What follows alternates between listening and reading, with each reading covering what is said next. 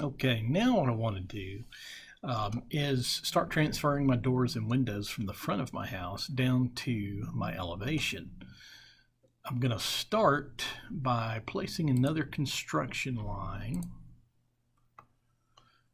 at the height that I want my doors and windows to come to. Okay, typically, when we were hand drawing, we placed our doors, or the top of our doors, at 6 feet 10 inches, and that was to allow for a little extra space at the top. Doors are typically they are 6 feet. They have to be at least 6 feet 8 inches. So they can be taller, but they just cannot be shorter than that. And I am going to place this at 6 foot.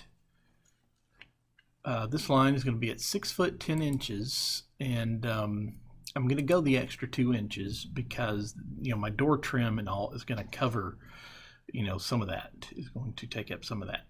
So starting by turning on this point and then dragging upwards, then typing, not 12, typing 6 foot 10 inches.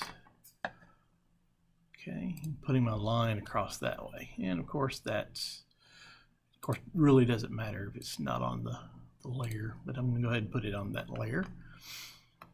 Okay, and now I also want to identify the bottoms of my windows. Now, of course, here I got to think, how long do I want my windows to be, and also are they going to, is it going to cover the code for the bedrooms? And I've actually got one bedroom on this side, so I want that window to come down far enough to give me that 5.7 square foot open space. And if I go about 4.5 feet, I think, I should be good as far as 4.5 feet from the top. So I'll offset, 4.5 feet, so 4.5 feet. Okay, and I'll kind of take a look at that too. Is that where I want my living room windows to come down to that low, or do I want them to come lower? Or even the bedroom window, do I want it to come lower? Now, of course, the bedroom window has to be, the bottom sill has to be within 42 inches. So I got a lot of space to play with there. And this is where a lot of your design considerations come into play. And you have to make a decision on that. Just as long as you've got your 5.7 square feet over here on that bedroom of open space, and as long as you got 6 foot 8 inches for the door, and I line up my windows with the top of the door as well, just because that makes good symmetry.